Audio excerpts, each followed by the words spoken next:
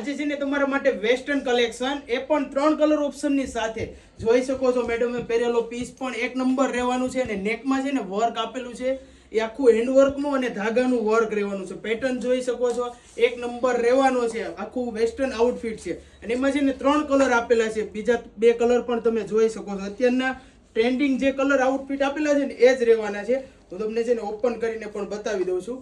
Colour chart પણ તમે જોઈ શકો છો અને આમાં છે ને નીચે બ્લાઉઝ પણ આપેલું છે. આ ટાઈપનું આખું કોન્સેપ્ટ રહેવાનો છે.